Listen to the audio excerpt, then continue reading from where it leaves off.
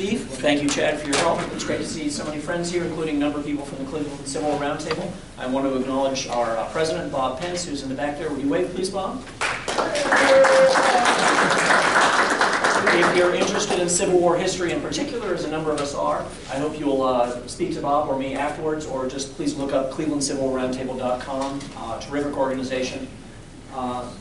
Even this talk has a Civil War angle, as you'll shortly hear.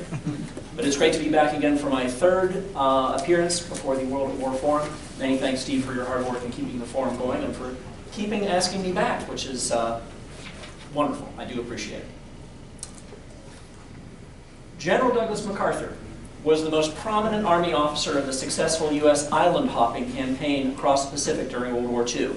President Harry Truman then appointed him Supreme Commander for the Allied Powers, SCAP, when Japan surrendered in September 1945. MacArthur became what one historian called an American shogun, a warlord, virtual dictator, with an enormous impact on the form and direction of Japanese society in the aftermath of the war. As with so many other aspects of MacArthur's legacy, though, controversy persists even today. Before we can understand what he did in Japan, however, I think we need to know how he became the man and the soldier that he was.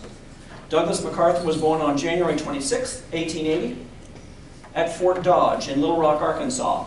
His father, Arthur, an Army captain, was assigned there at the time. His mother, Mary Pinckney Hardy, known as Pinky, was the daughter of a cotton broker in Norfolk, Virginia. Although he didn't know it yet, MacArthur was a distant cousin of both FDR and Winston Churchill. As a boy, he idolized his father, as his biographer William Manchester wrote, and in time he was a general just like him, and, like him, a winner of the Congressional Medal of Honor. Arthur MacArthur, adjutant of the 24th Wisconsin during the Civil War, so young that his voice sometimes broke when giving commands, had distinguished himself at Perrysville and Murfreesboro, and was said to be the first to plant the American flag on Missionary Ridge, overlooking Chattanooga under Confederate fire on November 25, 1863. He won further glory at Kennesaw Mountain and Franklin, where he was wounded.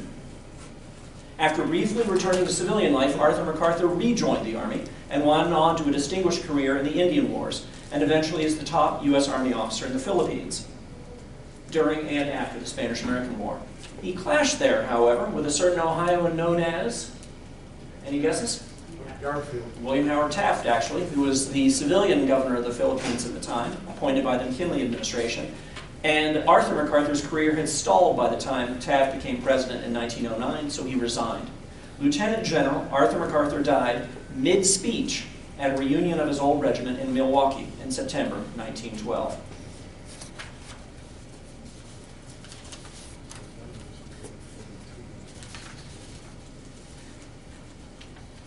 Young Douglas was raised in a succession of dusty Army posts in the West.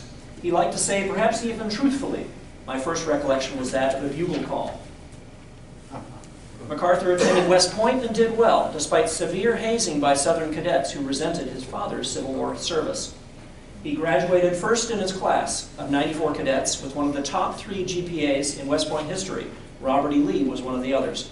He finished as first captain of the Corps of Cadets, the top rank, just as Lee and John J. Pershing had. He graduated on June 11, 1903, as Manchester wrote, already haughty, dashing, fearless, and consumed by the ambitions bequeathed to him by his parents. Even at that age, he knew how to strike a pose. He was assigned to the Philippines, just as his father had been, and he survived an ambush by local guerrillas, shooting and killing 2 of them. In December 1906, he became military attaché to President Theodore Roosevelt. After MacArthur's father's death, Secretary of War Henry Stimson, who we'll be hearing more about later, named the young officer to the General Staff in May 1913.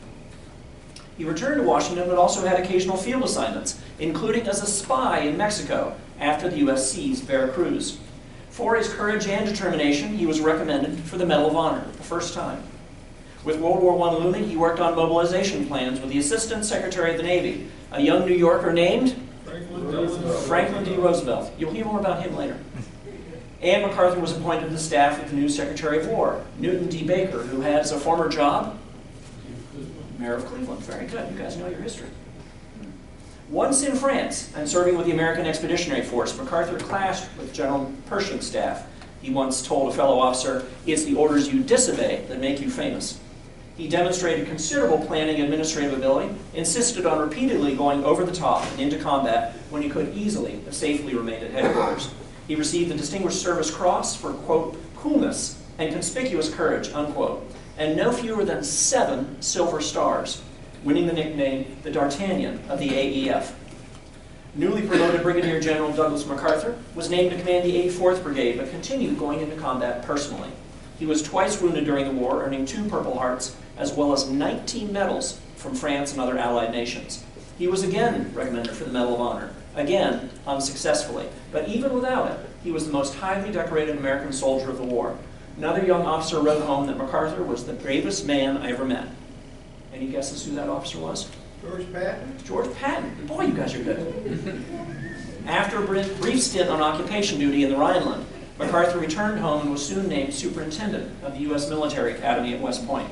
He was the 2nd youngest superintendent in West Point history, and he was, by most accounts, a popular, effective, and reform-minded superintendent. I have a lot more about his early career, which I'm not going to inflict on you tonight, but if anybody would like to read my complete text, please see me afterwards. I'll be glad to email it to you. In 1922, MacArthur married Louise Cromwell Brooks, a wealthy flapper with 2 children by a previous marriage, which had ended in divorce. His mother thought her entirely unsuitable. It did not help his standing in the Army that General Pershing, a widower, was said to have had his eye on her. They married on Valentine's Day. One headline read, "Mars marries millions." He was obviously Mars. She, being quite wealthy, was the millions. His mother refused to attend the ceremony. Soon afterwards, Pershing assigned MacArthur to command U.S. troops in the Philippines and felt compelled to deny that he was exiling a romantic rival. One of his last official acts, in fact, was the promotion of MacArthur to Major General, the youngest officer to hold that rank at the time. MacArthur returned to the States to command the 3rd Corps and served reluctantly on the court-martial with General Billy Mitchell. He led the U.S. Olympic Committee for the 1928 Olympics. Unfortunately, Louise divorced him in June 1929 after they drifted apart, and he was ordered back to the Philippines, where she had no interest in returning. Unusually for that era, the divorce did not seem to have harmed MacArthur's military career. He was appointed Chief of Staff, the top uniformed officer in the Army, by President Herbert Hoover on August 6, 1930. Taking a big risk, MacArthur had brought his mistress back with him from the Philippines. Isabel Rosario Dimples Cooper, with a name like Dimples, you have to know she's up to no good, was the beautiful daughter of a Filipino woman and a Scottish businessman, 34 years younger than MacArthur. He installed her in an apartment at 1701 16th Street Northwest in Washington and gave her lots of expensive presents, but very few street clothes, because, as Manchester wrote, he saw no reason why she should ever go outdoors. He had put his paramour on a pedestal, and he expected her never to leave it. After 4 years, their relationship, too, cooled, and he left her. But she stayed in town, and MacArthur was ever after worried that she might talk to the press. The U.S. Army, between the wars, had some big problems. It was starved for funds, it had little opportunity for officers' advancement, and was only the 16th largest in the world, smaller than the armies of Portugal and Greece. MacArthur had only 12 tanks made after 1918 in his arsenal. He did his best to lead, but his arrogance and vanity won him few friends on Capitol Hill. Even with the help of his personal assistant and press officer, a young major named Dwight D. Eisenhower, MacArthur got little of what he thought the Army needed from Congress. Against Eisenhower's advice, he personally led the troops confronting the ragtag Bonus Army marchers in Washington in the summer of 1932. Against President Hoover's direct orders, MacArthur sent troops across the 11th Street Bridge to attack the marchers' camp. Soon, public opinion was that undue force had been used. 2 babies in the camps died of tear gas inhalation, and a young boy was bayoneted through the leg, and MacArthur saw his reputation take a further hit. Hoover lost the election of 1932, of course, to President Franklin D. Roosevelt. Despite the Bonus Army debacle, FDR kept MacArthur on as Chief of Staff, telling him, "Douglas, I think you're our best general, but I think you would be our worst politician." Hoover had already cut the military budget, and Roosevelt, confronting the Great Depression more directly, cut even more as he redirected government funds for New Deal programs. MacArthur knew he had few friends in the new administration. Secretary of the Interior Harold Ickes was quoted as saying that MacArthur probably thought, when he got to heaven, that God would step down from the great white throne and bow him into his vacated chair. The budget for the entire War Department was slashed from $304 million to $277 million. In a private meeting, MacArthur urged the president to reconsider, but FDR refused. MacArthur snapped, "When we lose the next war, and an American boy with an enemy bayonet through his belly and an enemy foot on his dying throat spits out his last curse, I want the name not to be MacArthur, but Roosevelt." His commander-in-chief angrily replied, "You must not talk that way to the President of the United States." MacArthur apologized and offered to resign on the spot. FDR refused, but the incident did nothing to help the Army Chief of Staff standing in the White House. In the spring of 1934, MacArthur sued Washington columnists Drew Pearson and Robert S. Allen for their critical articles about his handling of the bonus marchers. When the name of his ex-mistress, Dimples, showed up on their witness list, MacArthur promptly dropped the lawsuit and paid her $15,000, taken to her on his orders by a young Army officer, on condition that she leave town. Admiral William D. Leahy, a top military aide to FDR, speculated MacArthur was not worried so much about the public, but his own mother finding out about his young Eurasian ex-mistress. MacArthur was helpful to FDR in implementing the Civilian Conservation Corps, putting unemployed young Americans to work in U.S. Forest Service camps. He served out his customary 4-year hitch as Chief of Staff and then got an extra year at the President's request. MacArthur had done much to prepare the Army for the war to come, including winning approval for the M1 Garand rifle and the B-17 bomber. FDR, bidding him farewell, had the good grace to say, "Douglas, if war should suddenly come, don't wait for your orders to come home. Grab the first transportation you can find. I want you to command my armies." MacArthur accepted an appointment in late 1934 to head the military mission to the Philippines, by then a U.S. Commonwealth, expected to gain its independence in 1946. Some of you can probably spot Eisenhower, third from the left there, also in civilian gear. MacArthur's mother, now 84 and ailing, and Eisenhower both sailed west with him, the latter reluctantly. Pinky MacArthur died not long after their arrival in Manila. Eisenhower wrote that her death affected the general's spirits for many months. At least initially, MacArthur intended to prepare the Philippines for what most people thought by that point was probably an inevitable war with Japan. He insisted the vast archipelago, with more shoreline than the United States itself, was indeed defensible. But there was little money available, little interest in Washington, and a general view that the Japanese military really wasn't all that much to be reckoned with. Nevertheless, MacArthur was pleased to be appointed a field marshal of the tiny, poorly funded, ill-trained Filipino army in August 1936. Arguably even more to his liking, the following April he married his second wife, Jean Faircloth, a Tennessee heiress, one of whose grandfathers had fought against MacArthur's father at Missionary Ridge. For the rest of their lives together, she called him General, or Sir Boss. Anybody call your spouse Sir Boss? Any lady boss? And he called her Ma'am, at least when others were around. The next year they had a son, inevitably named, as Manchester dryly noted, Arthur MacArthur IV. Manuel Quezon, the Commonwealth President and longtime friend of MacArthur's, was disappointed that FDR would not advance the date of Filipino independence and that his field marshal hadn't been able to get additional funds for the defense of the islands. Quezon finally came to the view that the Philippines were indefensible, after all, and the military buildup would only antagonize the Japanese if it came to that, or lead to fighting that would decimate his people. A rift opened between them, and between him and MacArthur, and Quezon let military preparations languish. Facing recall to the States, though, MacArthur resigned from the U.S. Army on October 11, 1937, wanting to see his Filipino project through. A hefty cash payment from the Filipino government, not objected to by the White House, but not revealed until many years later, may have played a role in his decision, too. After the Germans invaded Poland in September 1939, MacArthur allowed Eisenhower to return to the States to help with military preparations there.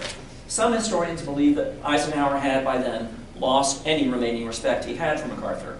Appalled by his boss's vanity, feeling ill-used, he may have thought his career had stalled, or that he simply needed to get away.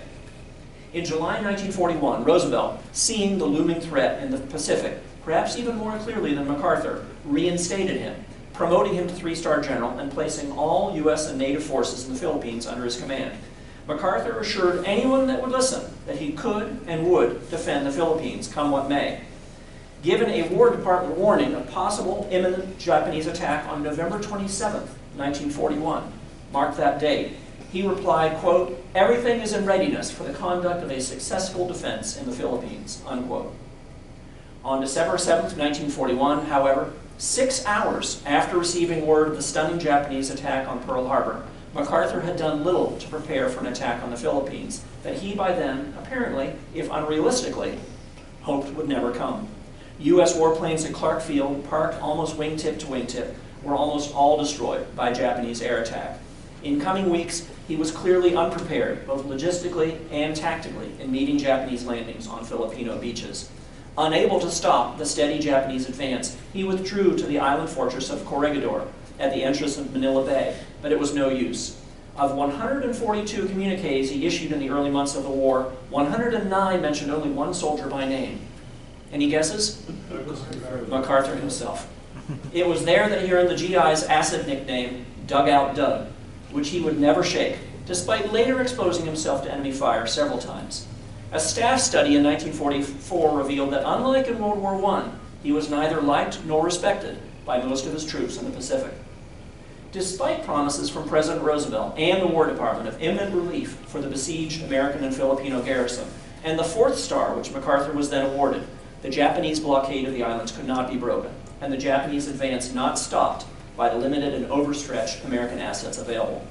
Realizing that his embattled army was now on its own, MacArthur was later said by his aides to have considered suicide. The President and General George C. Marshall, now Army Chief of Staff, realized that if MacArthur was captured by the Japanese, it would be a huge propaganda coup. In February 1942, FDR gave MacArthur a direct order to proceed to the southern island of Mindanao, then on to Australia, with the strong support of Australian Prime Minister John Curtin, to assume command of U.S. forces there and in all of the Western Pacific. MacArthur, to his credit, was reluctant to abandon his troops, and he delayed more than 2 weeks before leaving. He passed command on to General Jonathan M. Wainwright.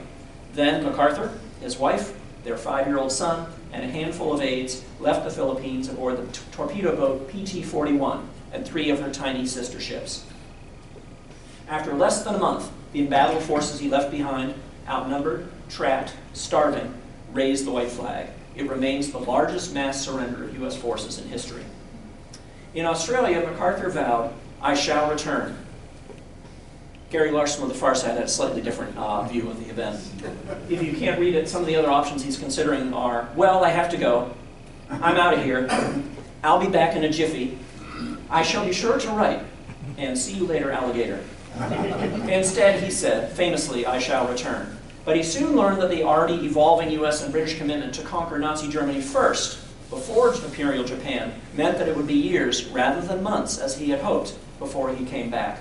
As a further morale booster, Marshall recommended that MacArthur be awarded the Medal of Honor for heroic conduct and calm judgment in each crisis.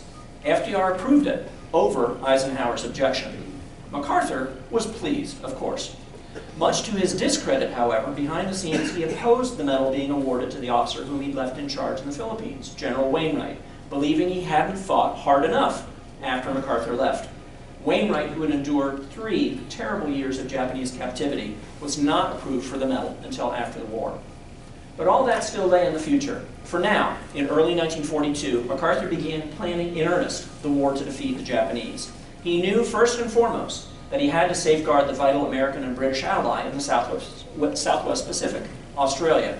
He developed the island hopping campaign, although he didn't like calling it that, making use of ever-increasing American power as factories poured out planes, tanks, rifles, and training camps poured out tens of thousands and hundreds of thousands of additional troops. Over the course of the war in the Pacific, forces under MacArthur's command would make 87 amphibious landings, all of them ultimately successful. The historian John Gunther wrote, "MacArthur took more territory with less loss of life than any military commander since Darius the Great." The British military historian B.H. Littlehart declared, "MacArthur was supreme among the generals of World War II.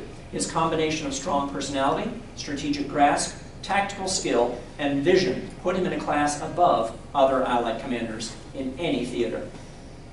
After protracted bureaucratic wrangling, MacArthur was, in April 1942, appointed Commander-in-Chief of the Southwest Pacific area, with the unpronounceable acronym SINC-SUPA, while Admiral Chester Nimitz, newly appointed to overall command of U.S. naval forces in the Pacific, was named Commander-in-Chief of the Pacific Ocean area, SIGPOA, divided by the 159th degree of east longitude. The two were able to work together well, and despite occasional disagreements, usually didn't get in each other's way. MacArthur complained of shoestring logistics, but in the next few years, troops under his command were able to fight their way across the southern Pacific, with victories in New Guinea, New Britain, the Admiralty Islands, Hollandia, Itape, and finally the Philippines. MacArthur waded ashore on Leyte Island on October 20th, 1944 to declare, much later than he would have liked, "I have returned." He also let it be known, very discreetly, that he wouldn't mind being the Republican nominee for president in 1944. But the man in the White House was more bemused than concerned. As it happened, MacArthur never officially entered the race that year, although he did get a single vote at the Republican National Convention in Chicago that June. For all the criticism which may be fairly directed MacArthur's way, his military record, from his reluctant departure from the Philippines to the end of the war, is impressive. Total casualties for all U.S. forces under his command were, from Australia through VJ Day, less than those suffered by the Army during the Battle of the Bulge alone. Think about that. In April 1945, with the Philippines largely reconquered and MacArthur now a five-star general, President Roosevelt appointed him to command all land forces for Operation Downfall, the planned invasion of Japan. Nimitz was to command all naval forces. Mindful of persistent and counterproductive inter-service rivalries, FDR still did not place either in overall command in the Pacific. After Roosevelt's death, the new president, Harry Truman, did not change this arrangement.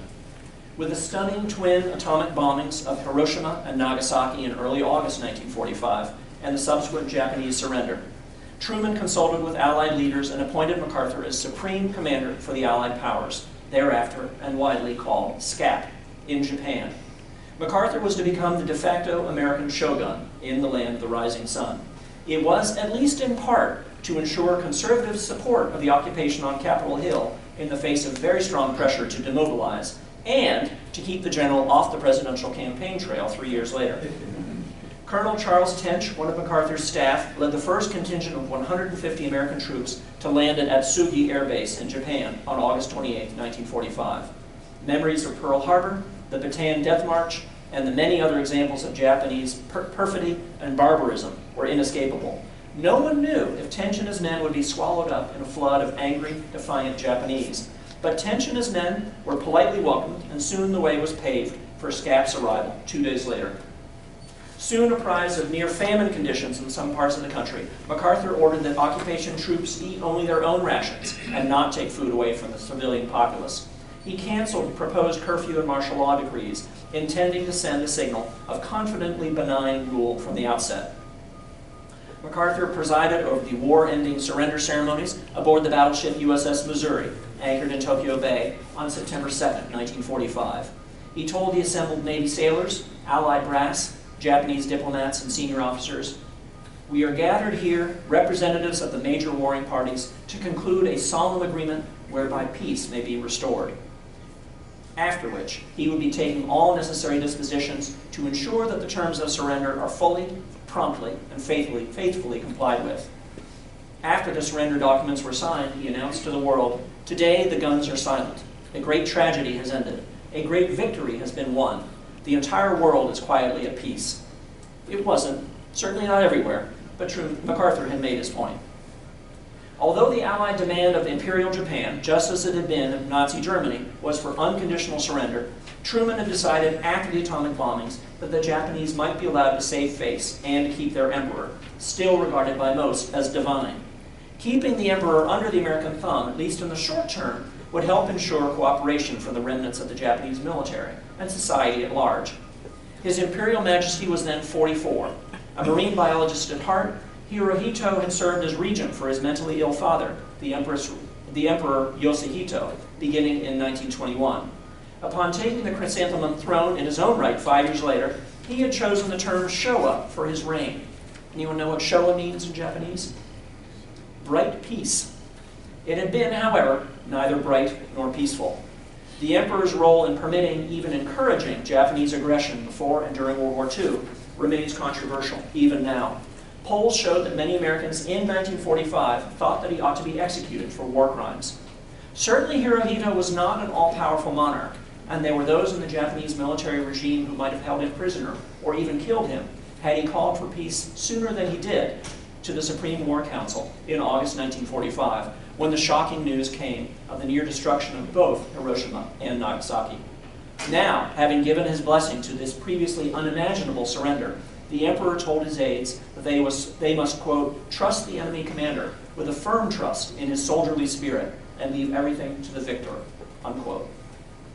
Now, as SCAP, MacArthur meant to govern, and he faced several immediate challenges. U.S. air attacks, including firebombing, had destroyed over 2 million homes. With the return of repatriated Japanese soldiers from China, Korea, Vietnam, and elsewhere, at least 4 million new dwellings would be needed. Hunger was, as I said before, already a major issue. MacArthur set up field kitchens for the populace and told the War and State Departments that 3.5 million tons of food would have to be imported. When the bureaucracy resisted, MacArthur replied, starvation breeds mass unrest, disorder, violence. Give me bread or give me bullets. Eventually, some $2 billion in American economic aid, including food imports, made a huge difference for the better. Hirohito issued a new imperial message, or rescript, his first since the surrender, rejecting, quote, the false conception that the emperor is divine and that the Japanese people are superior to other races and fated to rule the world, unquote. For his part, MacArthur rejected the suggestion of Treasury Secretary Henry Morgenthau for sweeping punitive measures against the Japanese. MacArthur said, quote, if the historian of the future should deem my service worthy of some slight reference, it would be my hope that he mention me not as a commander engaged in campaigns and battles, even though victorious to American in arms, but rather as one whose sacred duty it became, once the guns were silenced, to carry to the land of our vanquished foe the solace and hope and faith of Christian morals, unquote. Which was a somewhat odd thing to say in a majority Shinto and Buddhist country. MacArthur ordered the Japanese officers be permitted to keep their army-issued samurai swords, and he countermanded a U.S. Navy order banning fishing in Tokyo Bay, reasoning that a hungry island nation still needed to be able to gather fish. In time, he dismantled the dreaded military secret police, the Kempeitai, and he largely demobilized the Japanese armed forces. MacArthur, to some extent, filled the need in a post-war Japanese society for a figure of benign leadership, now that the emperor had lost much of his status. The historians Richard H. Revere and Arthur M. Schlesinger wrote that in Japan at that time, the overpowering need was for faith, for a mystique, for a moral revival in the midst of national collapse. The powerful and dedicated figure of MacArthur, they wrote, filled that need, as probably no other American general could have filled it, unquote. A Japanese historian wrote that his imperial aloofness and lordly graciousness only increased his standing in that conquered nation. Crowds gathered daily, many curious, but some even reverent, to see him come and go from the Daiichi Insurance Building, where he had established his headquarters near the Imperial Palace in Tokyo. U.S. Ambassador William J. Sebald said that if MacArthur had been a less resolute commander, the occupation might have been a complete fiasco. He marveled at what he called the wizardry of MacArthur and said, never before in the history of the United States had such enormous and absolute power been placed in the hands of a single individual. This is certainly a misstatement. SCAP was subject to the War and State Department oversight and an Allied Advisory Council, including Soviet, British, French, and Chinese officers. But in reality, MacArthur did have mostly a free hand. President Truman, in appointing him as essentially the United States Viceroy, had written, you will exercise your authority as you deem proper to carry out your mission. Our relations with Japan do not rest on a contractual basis, but rather on unconditional surrender. Thus, your authority is supreme. Manchester wrote, SCAP was, in effect, an absolute monarch, yet his goals were anything but monarchical. It would have been easy for him to have simply remained a dictator. His critics expected him to do just that, and easier still for him to have simply restored pre-war Japanese society.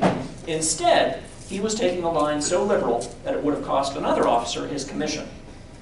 Although MacArthur was undoubtedly a conservative in American political terms, he was also reform-minded, especially as he wanted to end Japanese militarism once and for all and prevent another war. He explained to an aide even before leaving the Philippines that his goals were to disarm Japanese soldiers, send them home, dismantle war enterprises, hold free elections, encourage labor unions, and liberalize Japanese public education by adding civics classes and eliminating military indoctrination. This was all consistent with the Joint Chiefs of Staff Plan, JCS 1380/15, given to him within weeks of the bombings of Hiroshima and Nagasaki. As Manchester wrote, during his years as American Viceroy in Japan, MacArthur introduced the Japanese to civil liberties, labor unions, equal rights for women, and land reforms which were more thorough than Mao Zedong's. It was a legacy which compared very favorably, for example, with what the U.S. was able to accomplish in Iraq after the fall of Saddam Hussein.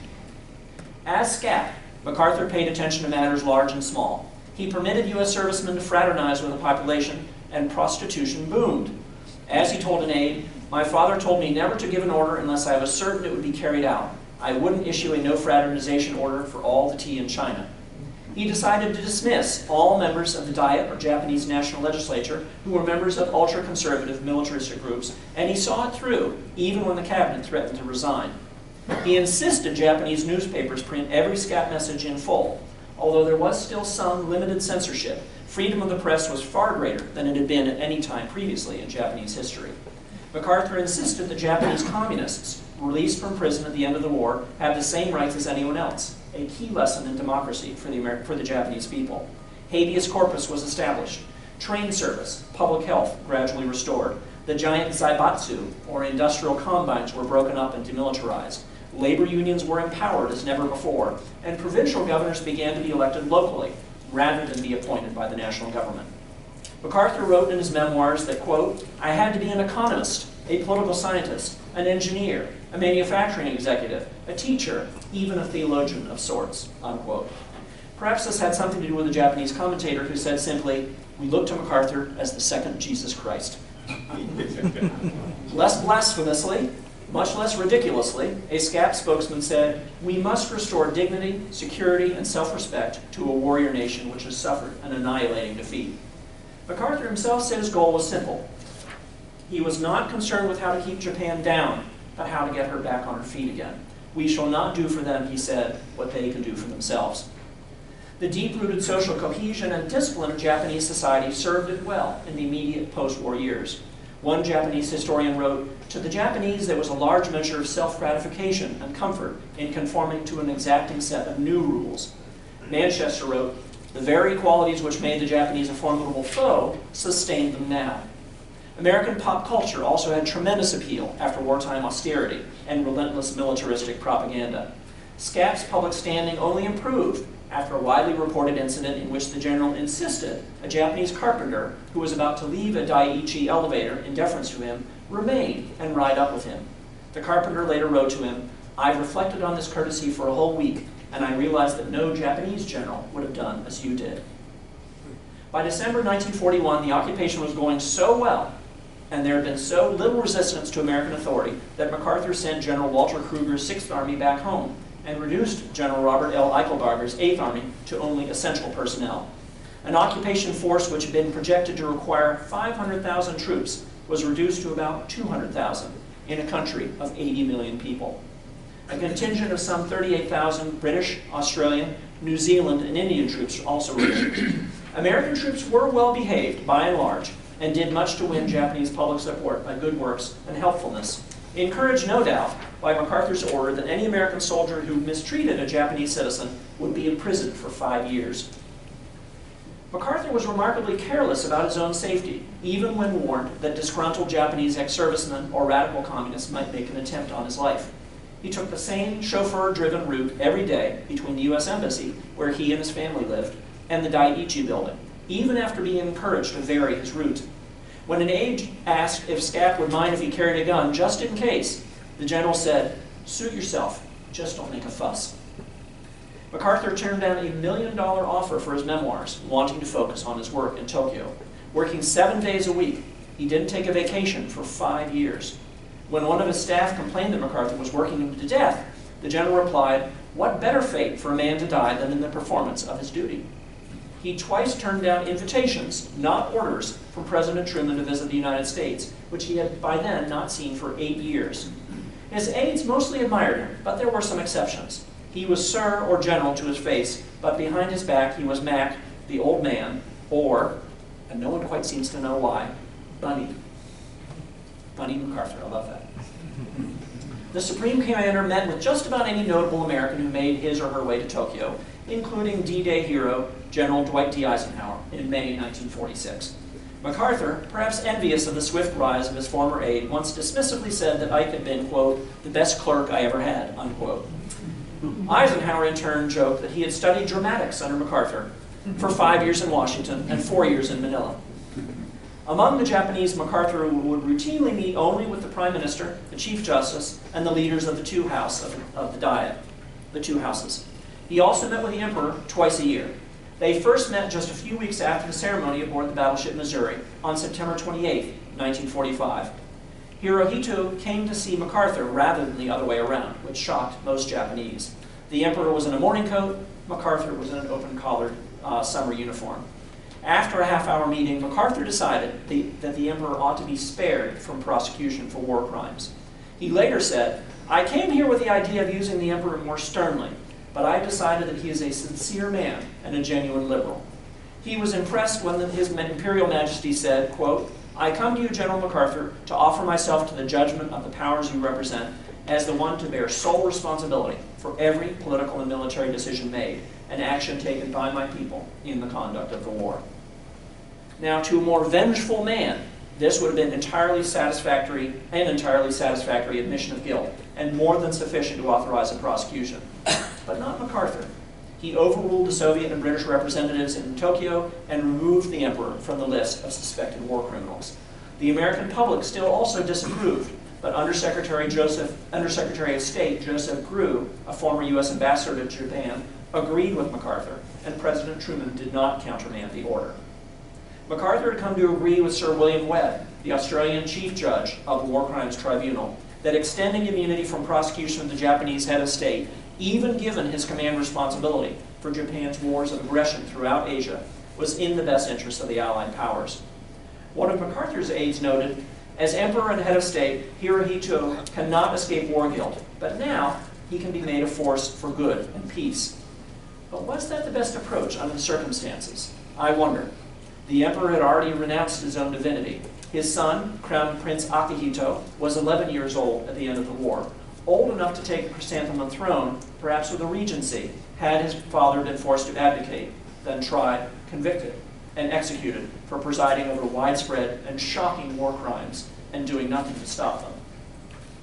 MacArthur seems to have thought that widespread Japanese cooperation with the Allied occupation and his ambitious reforms would come to an abrupt end if Hirohito went to the gallows. For his part, Shigeru Yoshida, the Prime Minister, came to believe that MacArthur's respectful treatment of Hirohito, including ordering that every honor due a sovereign is to be his, more than any other factor, made the occupation of Japan a historic success. An 11-judge Allied tribunal, chaired by Chief Judge Webb, considered war crimes charges against more than 1,000 Japanese officers and soldiers, and after hearings and convictions, sentenced 174 to death. MacArthur approved the death penalty for just 7 of them, however, including former Prime Ministers Hideki Tojo and Koki Hirota, and several generals, and they were duly executed. MacArthur encouraged those in charge of the war crimes trials of the Japanese occupiers of the Philippines to take a more punitive approach in proceedings that were criticized even then as a kangaroo court. After General Masaharu Homma was tried and convicted, American commentator and noted cynic H.L. Mencken wrote that MacArthur had personally seen to the death, quote, of the man who beat him in a fair fight in the Philippines, unquote. There is evidence, unfortunately, that MacArthur also condoned the cover-up of Japanese biological warfare crimes. On May 6, 1947, he wrote to the U.S. War Department that, quote, additional data, possibly some statements from General Shiro Ishii, can probably be obtained by informing those Japanese involved that information will be retained in intelligence channels and will not be employed as war crimes evidence, unquote. Ishii headed the notorious Unit 731, which conducted grotesquely cruel, barbaric, and inhumane experiments on Allied prisoners of war, and perhaps as many as 10,000 Chinese civilians. General Ishii's expertise in biological warfare, and that of his subordinates, was of interest to the U.S. government, however, and although they were consulted, they were never prosecuted. The Soviets did prosecute some of their Japanese prisoners for similar war crimes, however. Even so, the New York Times wrote, General MacArthur's administration is a model of government and a boon to peace in the Far East. He has swept away an autocratic regime led by a warrior god and instilled in its place a democratic government presided over by a very human emperor and based on the will of the people as expressed in free elections. 3 out of 4 Japanese citizens voted in the election of April 10, 1946, including, for the first time, 14 million women. The first freely elected Japanese legislature on the basis of near universal suffrage passed 700 bills, effectively liberating women for the first time in the nation's history, with progressive new laws as to marriage, divorce, concubinage, contract marriage, education, and property rights. Japan's new constitution was probably the most enduring legacy of MacArthur's tenure as SCAC. A first draft by a Japanese legislative committee did not meet with his approval. So, largely consistent with U.S. State Department guidance, he sketched out a second draft himself. In just 10 days, he and his staff crafted a new basic law for Japan. It is undoubtedly, he later wrote, the most liberal constitution in history, having borrowed the best from the constitutions of many countries. The emperor was reduced to a symbol of national unity. Then and now, he is not technically head of state. As Manchester observed, the Diet was now empowered to make laws, the feudal aristocracy was abolished, popular liberties were guaranteed, the voting age was reduced from 25 to 20, collective bargaining was guaranteed in the workplace, and essential equality of the sexes was established. In a direct blow against Japanese militarism and the ancient Bushido culture, Article 9 provided, quote, aspiring sincerely to an international peace based on justice and order, the Japanese people forever renounce war as a sovereign right of the nation. The right of belligerency of the state will not be recognized, unquote. Emperor Hirohito approved the new constitution on November 3, 1947, disappointing many Japanese conservatives, and it remains in effect to this day. Given the regional challenges now facing Japan, from China and North Korea especially, the anti-war clause has become increasingly problematic. But as a response to the Japanese disastrously aggressive policies before and during World War II, it still seems on the whole, I would suggest to you, more than half a century later, wise and far-sighted. MacArthur kept his eye on American politics and made another low-key, entirely unofficial, and entirely deniable run, well, somewhat deniable anyway, run for the GOP nomination early in 1948. But once more, he came up short. President Truman noticed. By National Security Directive NSC 13/2, approved by the President on October 7, 1948, less than a month before Election Day, the general's powers were scaled back, and the days of sweeping reforms in Japan drew to a close, although he remained supreme commander. Less than 2 years later, with North Korea's invasion of South Korea on June 25, 1950, and the President's immediate decision to resist it with all necessary force, under the auspices of the United Nations, MacArthur was ordered back into wartime command. The Cold War had turned hot, at least on the Korean Peninsula, and things went very badly for the U.S. and her allies at first. Truman and his senior military and diplomatic advisors were determined not to risk a broader war, particularly with the People's Republic of China. MacArthur soon chafed under the new rules of limited war. He carried out a brilliant, ambitious landing at Incheon, however, that stopped the North Korean invaders in their tracks and turned the early tide of the war. U.S. and UN forces then moved north, the enemy on the run.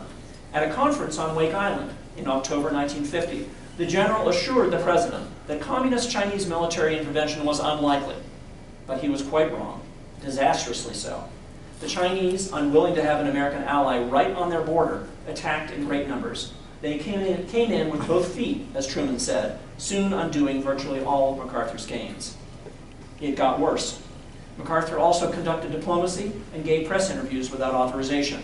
He corresponded with Republican members of Congress and other friends back in the States, criticizing the Truman administration's war policy, both privately and in public. The general argued for the use of atomic and conventional bombs on the Chinese mainland, and laying down a swath of radioactive cobalt across the Korean peninsula.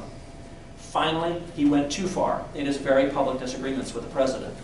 On the unanimous recommendation of the Secretaries of Defense and State and the Joint Chiefs of Staff, Truman fired MacArthur on April 11, 1951, a hugely controversial and unpopular decision, at least initially. The general gave up his roles as Supreme Commander in both Japan and South Korea. The President later wrote, If I allowed him to defy the civil authorities in this manner, I myself would be violating my oath to uphold and defend the Constitution. And once again, too often, General MacArthur had openly defied my policy. And so, MacArthur was out. Brave, brilliant, and majestic, his biographer William Manchester wrote, he was a colossus bestriding Korea until the nemesis of his hubris overtook him. MacArthur's service as an American shogun was at an end.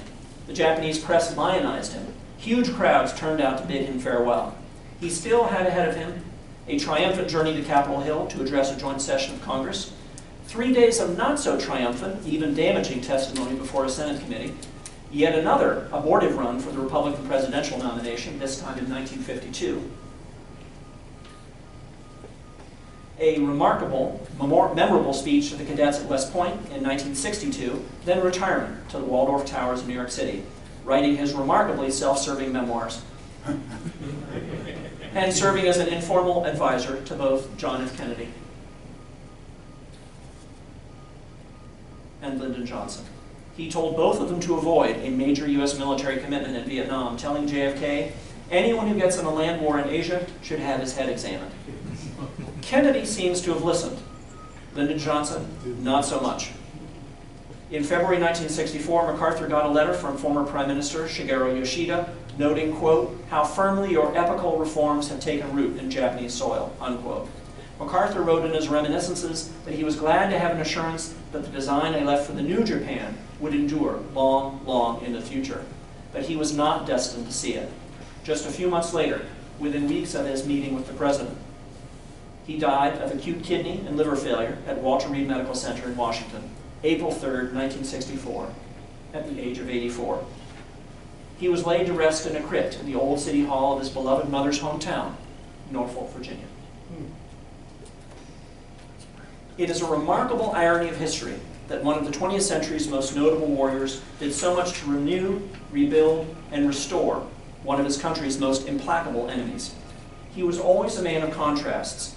Manchester wrote that MacArthur was, quote, a great thundering paradox of a man, noble and ignoble, inspiring and outrageous, arrogant and shy, the best of men and the worst of men, the most protean, most ridiculous, and most sublime.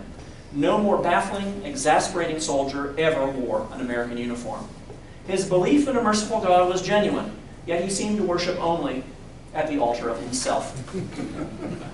He was, among other things, extremely devious. He appeared to need enemies the way other men needed friends, and his conduct assured that he would always have plenty of them. He seems to have warmed towards Truman, though, at least for a little while. Not long after leaving Japan for the last time, he said, the little bastard had guts to fire me, and I like it. The president did not return the favor. He pungently wrote a few years later that he'd fired MacArthur, quote, for the insubordination of God's right-hand man. One of Truman's better lines, I think. In all of his long and distinguished service in the Army, however, General Douglas MacArthur may never have done his country and the world greater service than when he led Japan away from tyranny and towards democracy, from devastation towards prosperity, from ferocious hostility to the United States towards becoming one of our most stalwart friends, and from a toxic militarism towards a deeply rooted and still enduring peace. Thank you.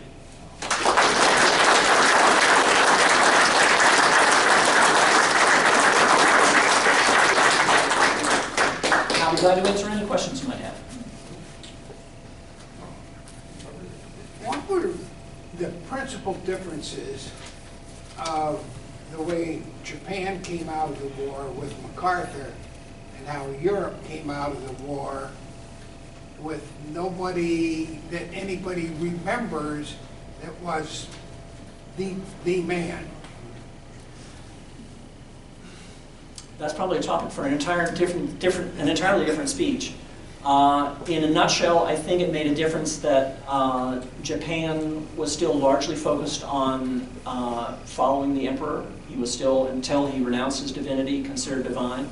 One of the reasons Tokyo was not attacked with nuclear weapons was because they wanted to at least keep Hirohito, if possible, alive to see through a surrender. And many of you will remember from last year when I spoke here, Even after the emperor issued his surrender rescript, there was an abortive military coup. They tried to cut things off and not follow through on it. Germany was obviously culturally, militarily, diplomatically a very different kettle of fish. The fact that Hitler and most, not all, of his senior leadership had died, with the exception of Goering, who of course survived at least long enough to be prosecuted and convicted at the Nuremberg trials.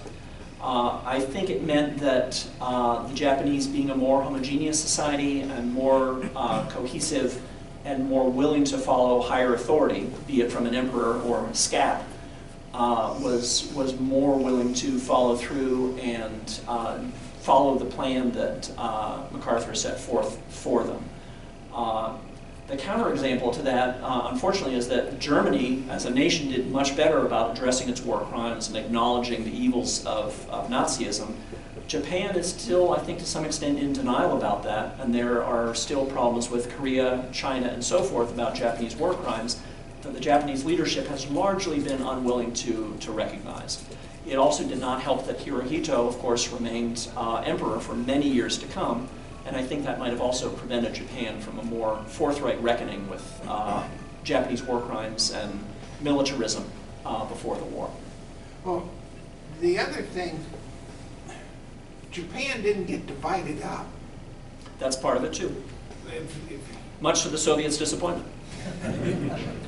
Was that because of Truman, what he wanted? Yes. Those of you who were here last year may remember Truman, up to and including, and even after the Trinity test, when he knew he had nuclear weapons and eventually decided to use them, still welcomed Soviet military intervention. The Soviets and the Japanese had a non-aggression treaty, which the Soviets broke at the first possible opportunity after the Potsdam Conference between Truman, Churchill, and Stalin. And American military planners wanted somebody on the Asian landmass to attack the Japanese significantly large military presence there conventionally, not being entirely sure that even 2 nuclear bombings, even more had to come to that, would be enough to see to a decisive Japanese surrender. There's a lot of historical revisionism that, Truman did not want the Soviets to get involved, that the first, atomic weapons were as much the first blast of the Cold War as they were the last of World War II, for reasons I explained last year. I don't agree with that. Every bit of evidence we have shows that Truman actively welcomed Soviet military involvement because he thought that would lead to a quicker Soviet surrender. Yes, sir? I know little about Japan, but one of the things I know about their culture is they are absolutely fanatical about baseball and golf. Was that as a result, directly or indirectly, of what the reforms that were led by General MacArthur? I'm not sure about golf. Somebody could correct me, but baseball was very popular even before World War II. And Babe Ruth and other big American stars went to Japan. I think virtually every major Japanese company and many cities had like baseball teams that were well attended even before World War II. I think it was Mo Greenberg, actually, who, touring, also functioned as an American spy and was taking pictures that you would think were tourism snaps, but he was then turning them over to the U.S. government. So baseball, very well established even before 1941. Not so sure about golf. If anyone knows about that, please speak up. Yes, sir. For what it's worth, MacArthur was not a golfer. So I was over in Japan in '69 as a tourist, American, and I was surprised at the feelings of goodwill toward myself, and in general, the feelings of goodwill toward Americans. That's my impression. So my question is, before the war, what were the Japanese feelings toward Americans, or what was their knowledge about Americans before the war? Pretty much. Before Pearl Harbor? Yeah. The Japanese, we have to acknowledge, were led by a military regime. They had a diet. They had sort of just the outermost framework of a civilian government. It really was a military regime. The civilian government, such as it was entirely responsive to the militarists in the Army and the Navy. The Japanese public got a steady diet of propaganda, and the Americans were seen as punitively imposing embargoes, for instance. FDR, I think, quite properly did not want to underwrite the Japanese aggression and war crimes in Manchuria by providing them rubber, oil, scrap metal, and so forth. So he imposed those embargoes, I think, wisely and quite properly. But from the Japanese domestic point of view, it looked like he was being a meanie. The Americans were terrible, and it, I think, laid the groundwork for the ultimate attack on Pearl Harbor. If you were to scratch your typical Japanese citizen back there, I suspect they had plenty of other things on their mind than having a fully fleshed out opinion of Americans as such. But the United States was certainly demonized by the Japanese government in the years leading up to Pearl Harbor, and there were no other voices in Japanese society that, in the aggregate, would have been saying anything else. So before the war, Japan is pretty much isolated, so there was not much connection between Japan and the U.S. citizens. Not very much, no. There were some tourists, but of course tourism, the U.S. still dealing with the Great Depression, not nearly tourism on the scale that we see it today. And your typical Japanese person might go their entire life without ever laying eyes on America. Yes, sir? A few things. First, Judge, I would speculate that the military's policy of exposing enlisted and officer ranks to the Gulf probably led to development of Gulf places. And could be. Those kinds of things in Japan, so that all things American. And then the second question is, have you looked at the role of Sherman Lee, our former director of the Museum of Art? I am familiar with a bit of his work as one of the monument men. And yes, as I recall, he was a specialist in Asian art and perhaps Japanese art specifically. Yeah, and as I understand it, he actually opened up the royal collection to the non-royals in Japan with the support of MacArthur's team. I had not heard that, but it doesn't surprise me. I think the gentleman next to you had this question. I'm surprised that Hoover didn't fire MacArthur for the bonus marchers issues. And I'm more surprised that MacArthur wasn't given the same treatment that Admiral Himmel and General Shortwood were given after the attack on Clark Field. Do you have comments on that? Yes, I think Hoover, I've not read any Hoover bio. I would suspect that Hoover had plenty on his plate with the Great Depression roaring right along. MacArthur was still largely popular after his World War I heroics, and Hoover, in the political fight of his life, that was the election year 1932, probably thought that would be too much of a distraction and maybe one more thing that his foes would beat him with, even though MacArthur's actions were criticized directly. So it might have just been one battle. Hoover chose not to fight at that point in the summer just before an election, which he would lose disastrously, and I think even then probably had an inkling of what was to come. As to why MacArthur wasn't canned after he was caught so badly unprepared in the Philippines, I suspect it's largely because he was actively under attack at that point, that to relieve him while he was fighting the Japanese directly, as Short and Kimmel in Pearl Harbor were not after December 7th, would have been a significant issue for the administration. And MacArthur still was largely a popular soldier. The extent of American unpreparedness in the Philippines was not entirely known to the public at that time. And I have not come across any public demands or polls suggesting that MacArthur had botched the Philippines defense so much that FDR ought to have relieved him on the spot. It probably didn't hurt that MacArthur was on the cover of Time magazine about, 2 or 3 weeks after Pearl Harbor. Big picture of him, MacArthur of the Philippines, a big fluff piece about how he was fighting so valiantly. Yes, he was largely seen as heroic, and he certainly did all he could to reinforce that message. How likely do you think the Japanese would change the war clause of the Constitution? It's been a perennial topic in Japanese political circles. In the last 20 years, as I recall, there have been 2 prime ministers who have advocated for that. It's thought that it would very much upset and antagonize the Chinese if they were to do so. And the Japanese, in essence, have worked around it. They don't have an army, they have a self-defense force. They don't have aircraft carriers, they have what they call destroyer helicopter ships, I think is their loose term for it.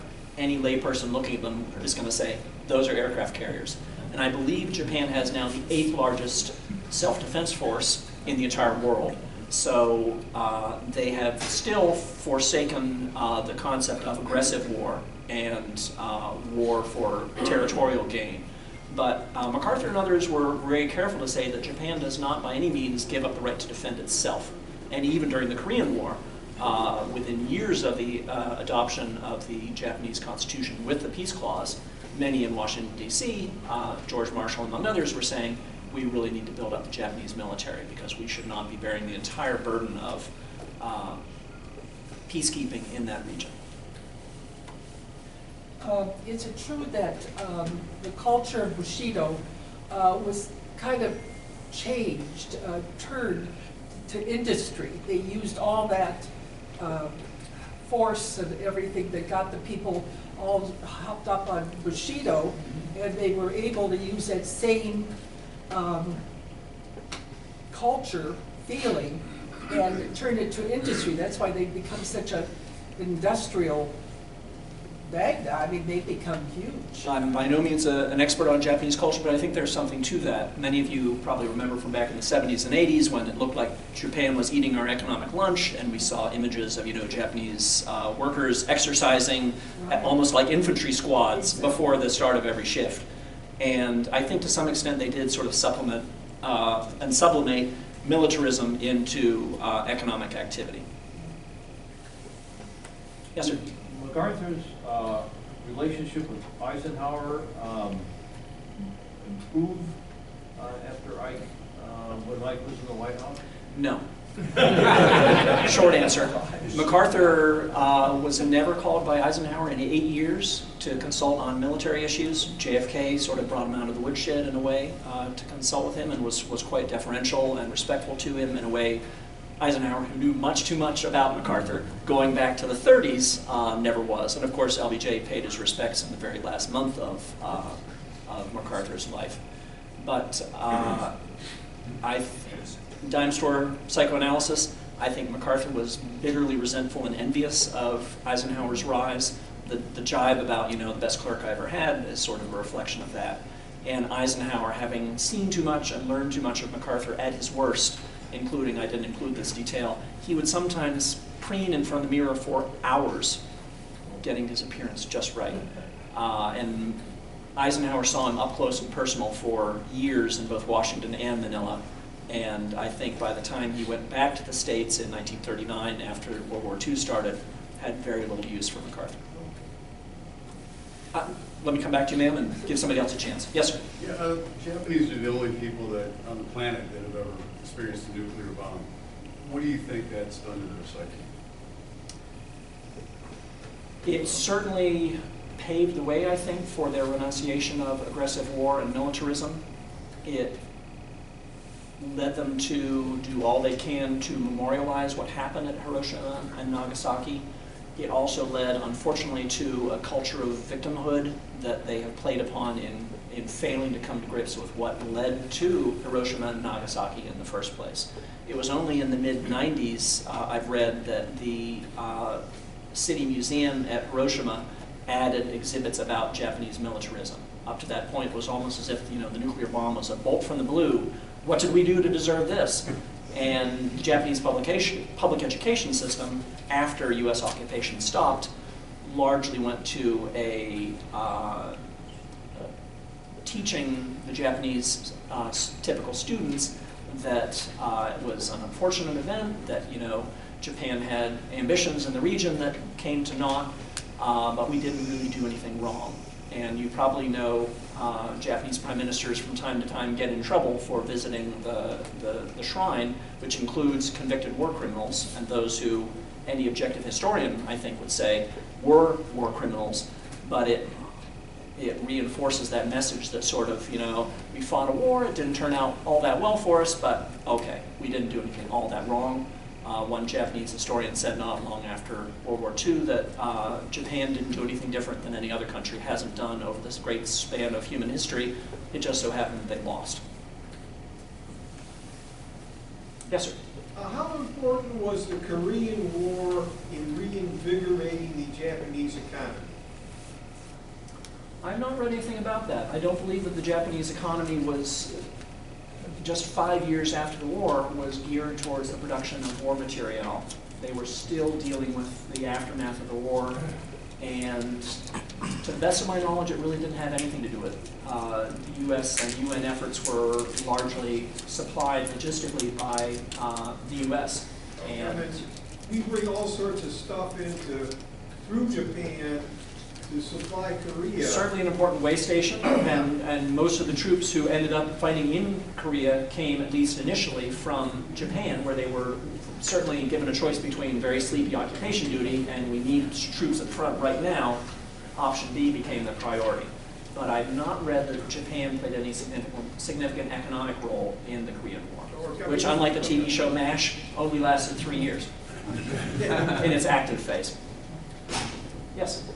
Yes, I had the opportunity to visit Hiroshima a few years ago, and in regards to the question about how they regard that, there was a very moving museum they have there. They even have, at the museum, they have a 40 by 40 foot depiction of the bomb in video actually being dropped and in the impact it had on Hiroshima. Our guide was born not long after that, and his reaction was pretty pragmatic. He said that given the leadership in Japan at that time, most Japanese realized that had there not been those bombs, they probably would have proceeded with even more devastation through, they said the firebombing actually created more deaths and more devastation in Japan than the 2 atomic bombs.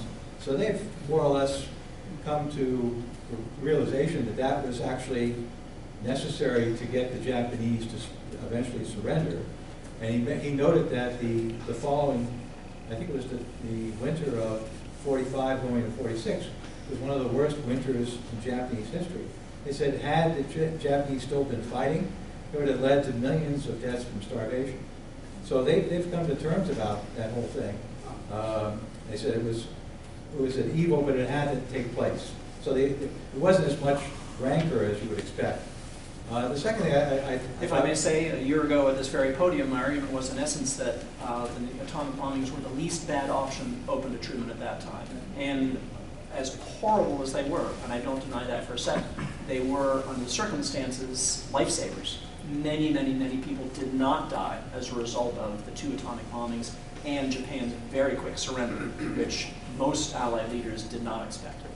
The other point I want to make was you're talking about the interesting semantics about the self-defense forces and so forth. One thing that I learned, I was working for a Japanese company for 30 years, and they have 2 definitions of truth. It's the hone is the real truth, and tatemai is the truth that you should understand is the truth. And it's sort only of the social construct of what the truth ought is. So, for instance, they mentioned that they have a part of their constitution is non-nuclear, no nuclear weapons in Japan. So somebody asked one of our former ambassadors, who was highly regarded, Mr. Reichauer, they said, does the United States have nuclear weapons on the submarines that come into Japan? We have 8 submarine bases there. And he said, of course there are nuclear weapons there. We don't unload them in the open ocean before we go into a port in Japan. That created a huge stink in Japan, because for all those years, the Japanese politicians had said there are absolutely no nuclear weapons. But of course, every time the submarines come in, they're stored on the subs. They're deactivated, but they're stored there. Reichauer said the quiet part out loud. He said the quiet part out loud. Yes, sir. What became of MacArthur's son? He graduated from Columbia University. There's a photo I could have included, but I didn't. You're all welcome to go home and Google it. Arthur MacArthur IV. He became a musician, a relatively talented one from what I've read. He changed his last name. He's still alive and living in New York City, quite elderly now. And he, something I didn't get into, MacArthur was an extremely doting father, to the point of spoiling young Arthur. In part, I think, because his father was away so much, I think, when he was growing up. Again, dinosaur psychoanalysis here. He wanted to be the ideal dad, and what he thought that meant is give his son anything he wanted. And he was, by all accounts, something of a brat, but grew up eventually and seemed to want to move away from the very long shadow that his father cast. His father said several things while he was still quite a young boy that he His fondest hope was that he would someday go to West Point and enter the Army himself, and he didn't do that. And I suspect that was something of a disappointment to MacArthur, but to his credit, he didn't, by anything I've read, pressure his son in any way or demand that he go to West Point, as some dads of that era might have. You mentioned about Truman and the decision to drop the bombs as being the least cataclysmic. The least bad option. Least bad option. When he was asked if he lost any sleep over it, his answer was, not a wink. Yeah. He, to the end of his days, seemed confident that he made the right decision, and admire Harry Truman as I do, he was not an especially introspective guy. So having made that decision, there were other decisions to be made, and he moved on from there. I'll come back to this lady. We have time for one last question. Okay. It's not really a question, it's something that I had read, and I'm not sure if it's true or not. But that MacArthur, when he was coming back to the Philippines, where he was walking in the water with all of that, it was all staged, and that he had to take 3 takes before it got to the right one. That has long been rumored. That's not, in fact, true. As it happened, since they were not actively under fire at the time, he did have photographers along with him. But there were photographers at D-Day also, actively under fire. It was not staged as such, and he did not do it again. He did it once, and it happened to be captured on film. But it says a lot about MacArthur that people would not be terribly surprised to learn that it had been staged, or that he did it several times. He was apparently a little miffed that the landing craft couldn't get closer to the shore. He did have to go in to get his shoes wet. So did the other guys with him, and certainly lots of Allied soldiers got a lot worse than getting their shoes wet. But it's a better picture coming out. It's a very good picture. Many thanks to you all, and to the World War Forum, and to the library. All right. Thank you.